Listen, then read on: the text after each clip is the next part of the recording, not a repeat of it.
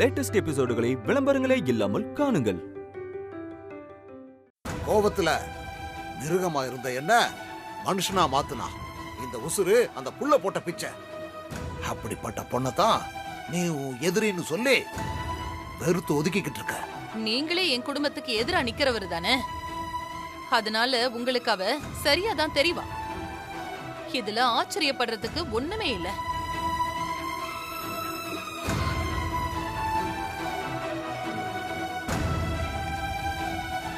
கடைசியா ஒரு தடவை கேக்குறேன், அவ யாருன்னு சொல்ல முடியுமா முடியாதா?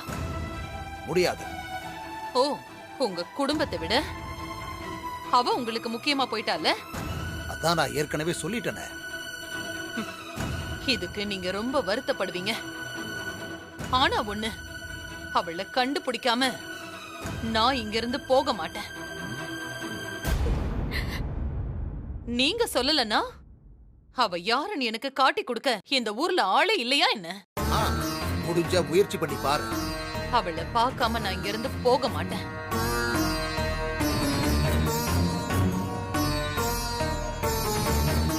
வாங்க.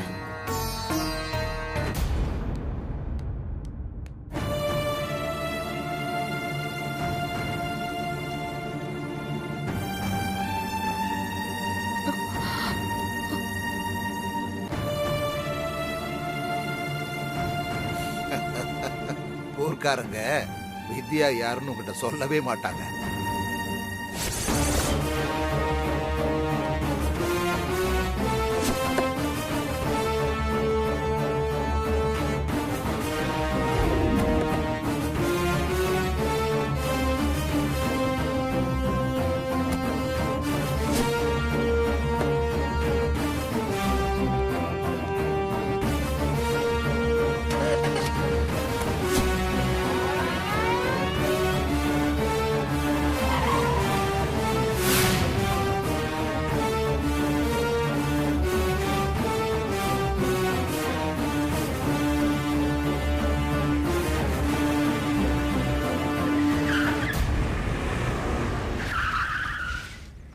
யாரு இம்புட்டு வேகமா வந்து நிக்கிறது?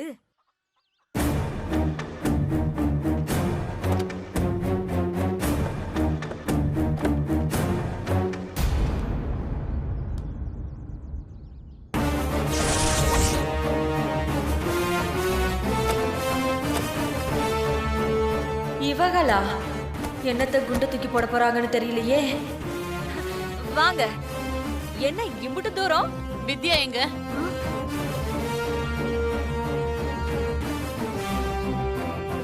வித்யா எங்கன்னு கேட்டேன்.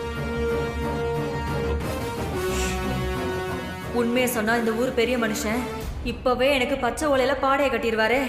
என்ன பண்றது? உன்னதான் கேக்குறேன், வித்யா எங்க?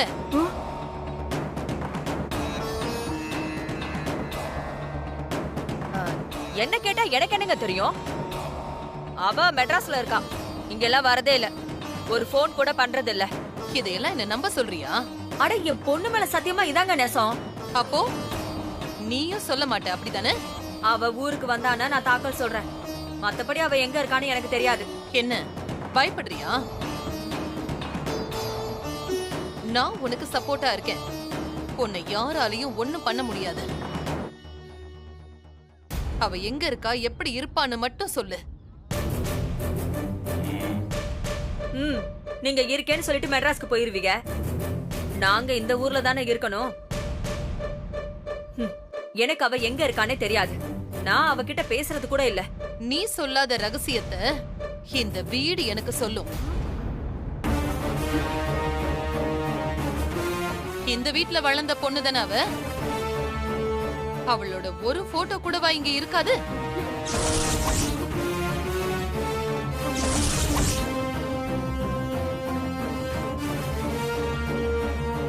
விஜய்,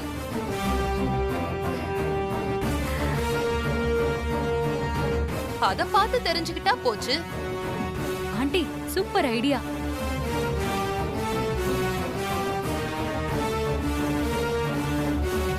அம்மா, நீங்க இங்கே நில்லுங்க, நான் போய் போட்டோ தேடி எடுத்துட்டு வரேன். அம்மா, நான் கூட போறேன். வேண்டாம், நீங்க யாரும் போக வேண்டாம், நானே பாத்துக்கிறேன். வேற யாரும் உள்ள வரக்கூடாது.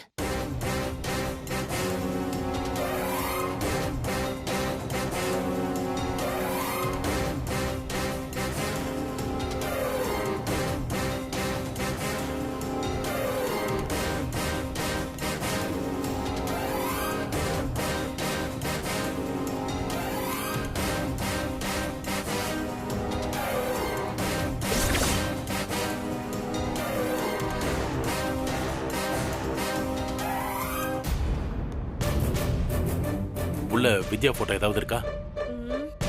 சுவத்துல மாட்டி இருந்துச்சு. ஆனா அதெல்லாம் நான் அப்பவே கழட்டி பரண் மேல போட்டு வச்சுட்டேன். மேல போட்டல.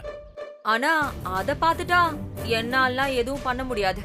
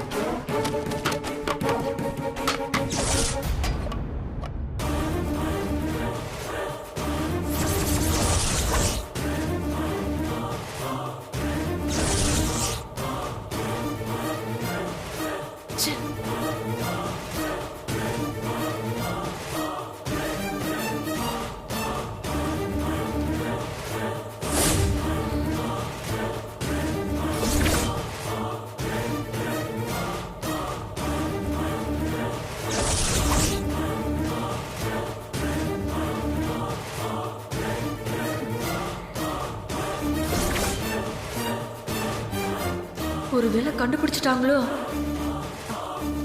ஆண்டி என்னாச்சு ஆண்டி? அவ போட்டோ ஏதாவது கிடைச்சதா?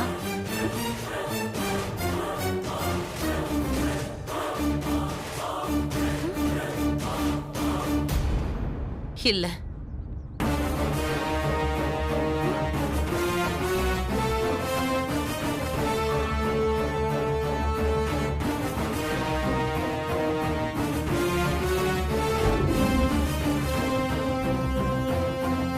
நான் யாரு, இந்த ஊருக்கும் எனக்கும் என்ன சம்பந்தம்னு உங்க எல்லாருக்குமே தெரியும்.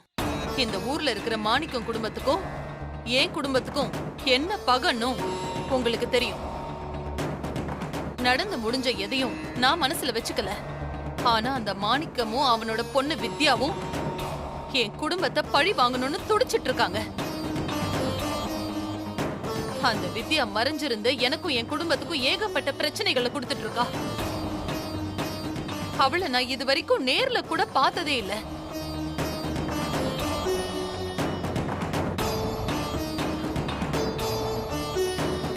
அவளை பாக்குறதுக்காக தான் நான் இங்க வந்திருக்கேன்.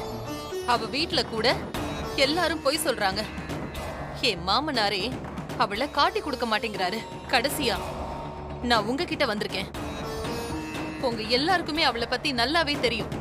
அவ எங்க இருக்கா, இப்ப என்ன பண்ணிட்டு இருக்கான்னு தெரியும். நீங்க சொல்லுங்க, வித்யா எங்க?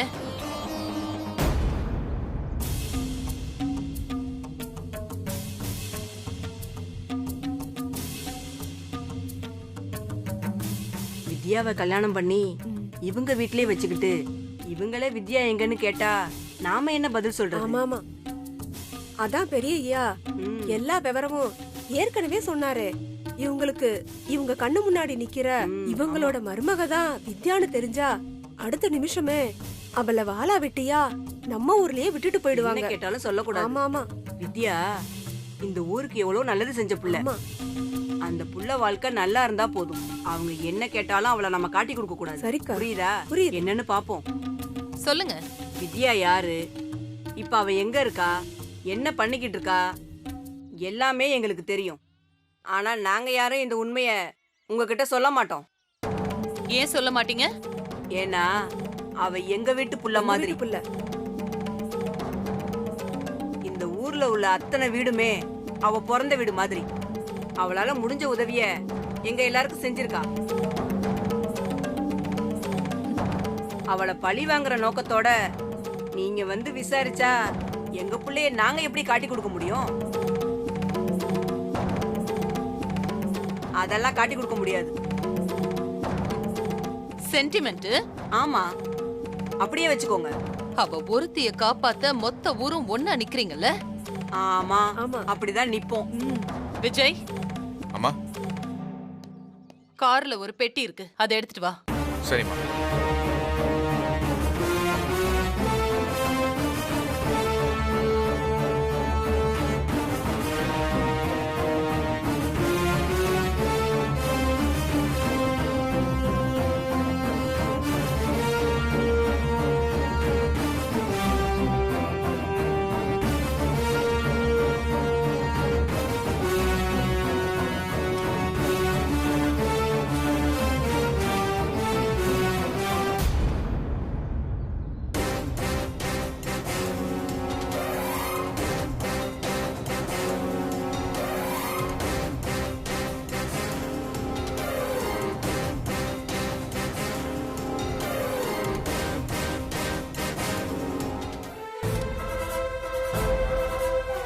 இதுல எவ்வளவு பணம் இருக்குன்னு எனக்கு தெரியல. சும்மா குத்து மதிப்பா தான் நான் எடுத்துட்டு வந்தேன். வித்யா யாரு, அவ எங்க இருக்கா, அவ எப்படி இருப்பான்னு சொல்றவங்களுக்கு இந்த பணத்தை நான் கொடுக்க போறேன். இந்த ஊரோட நிலைமை என்ன, உங்க எல்லாரோட வருமானம் என்னன்னு எனக்கு நல்லாவே தெரியும். இந்த பணத்தை வச்சு உங்களோட எல்லா பிரச்சனைகளையும் சரி பண்ணிக்கலாம். யாருக்கு தேவையோ இதை எடுத்துக்கிட்டு வித்யா யாருன்னு சொல்லிட்டு போங்க.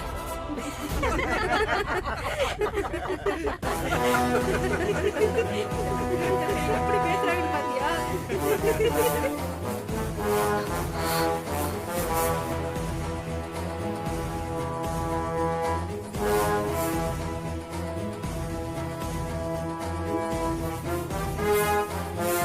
விசுவாசத்தை விலை கொடுத்து வாங்க முடியாதுமா. அது உள்ள இருந்து தானா வரணும். இந்த பணம் ரொம்ப பெருசுதான். இங்க இருக்க அத்தனை பேருக்குமே கடன் பிரச்சனை இருக்கு. இதை யார் எடுத்துக்கிட்டாலும் இந்த பணத்தால அவங்க பிரச்சனைங்கெல்லாம் தீரும். ஆனா பணத்துக்காக வித்யாவை காட்டி கொடுத்துட்டா அதுக்கப்புறம் நாங்களாம் இங்க வாழ்றதுக்கே தகுதி இல்லாத பணமா மாறிடுவோம். இந்த பணத்தை விட நாங்கெல்லாம் வித்யா மேல வச்சிருக்க பாசம் பெருசுமா. அவ அம்மா இல்லாம வளர்ந்துருக்கலாம். ஆனா அவளுக்கு எல்லா உறவுமா இருந்து வளர்த்தவங்க நாங்க. அவளை காட்டி கொடுக்கவே மாட்டோம். பணத்தை வச்சு எதையும் வாங்கிடலான்னு நினைக்கிறது பணக்கார புத்தி. அதை நீங்க காட்டிட்டீங்க. பதிலுக்கு இந்த ஏழைங்களோட கோவத்தை காட்டுனா நீங்க தாங்க மாட்டீங்க. ஒழுங்கா பெட்டியை மூடி எடுத்துக்கிட்டு உங்க ஊர் பக்கம் கிளம்புங்க. விஜய் அக்கா ஏங்கா என்ன விட்டுட்டு போன?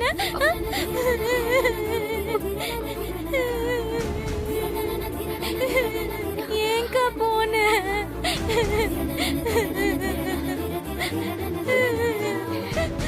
அக்கா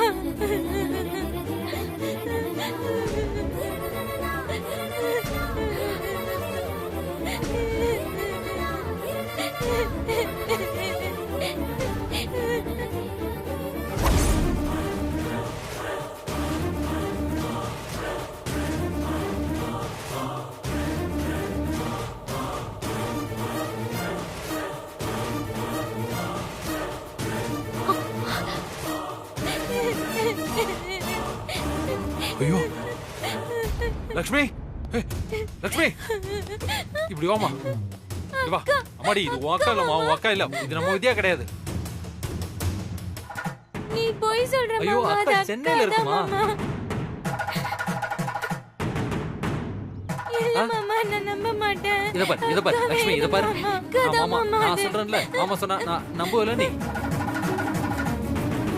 அது உன் அக்கா இல்லடா. அது இல்ல மாமா.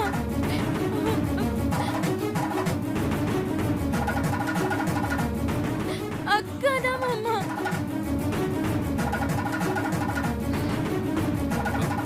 மன்னிச்சிடுங்க. சின்ன வயசுல இருந்து லக்ஷ்மி இப்படிதாங்க.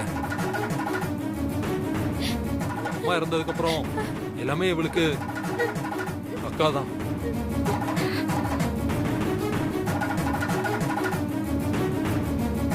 அவளை பார்க்காம இவளால ஒரு நாள் கூட இருக்க முடியாதுங்க.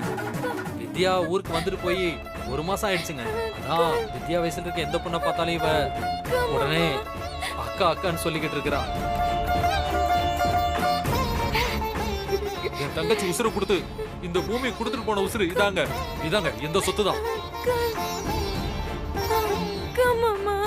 இந்த உசுரோட அக்காவை தான் நீங்க பழிவாங்க துடிச்சிட்டு இருக்கீங்களே. அவ உங்களை பழி வாங்க போறான்னு நீங்களும் நம்பிக்கிட்டு இருக்கீங்க. இத பாருங்க, எங்க பொண்ணு, எங்க வீட்டு பொண்ணு அப்படி பண்ண மாட்டா. அம்மா தயவு செஞ்சு உங்க எண்ணத்தை மாத்திக்கோங்க.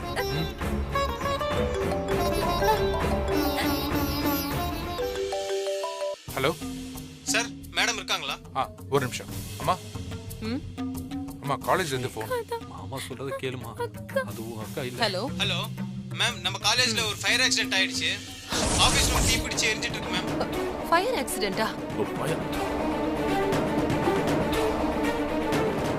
என்ன சொல்றீங்க? எப்படி ஆச்சு? தெரியல மேடம், திடீர்னு ஃபயர் ஆயிடுச்சு. ஃபயர் சர்வீஸ்ல இருந்து வந்து தீயை அணைச்சிட்டு இருக்காங்க. நீங்க கொஞ்சம் சீக்கிரமா வந்தா நல்லா இருக்கும். நான் இப்போ வெளியூர்ல இருக்கேன். உடனே கிளம்பி வரேன். சரி மேடம். அம்மா என்னாச்சுமா? நம்ம காலேஜ்ல ஃபயர் ஆக்சிடென்ட் தான். உடனே நாம சென்னைக்கு கிளம்பணும்.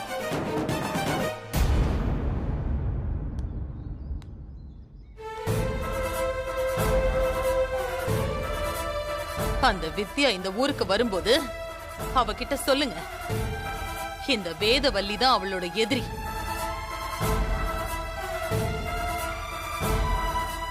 ஒரு நாள் இல்லன்னா ஒரு நாள் அவளை நான் நேர்ல சந்திப்பேன்.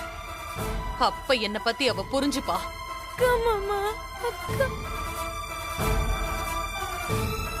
என்னை எதிர்த்து அவளால எப்பவுமே ஜெயிக்க முடியாது.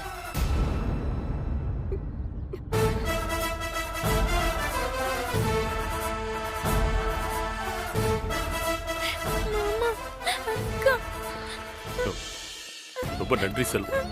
வா போலாம். வா போலாம் சொல்றது. சஞ்சய் அக்கா போறாங்க.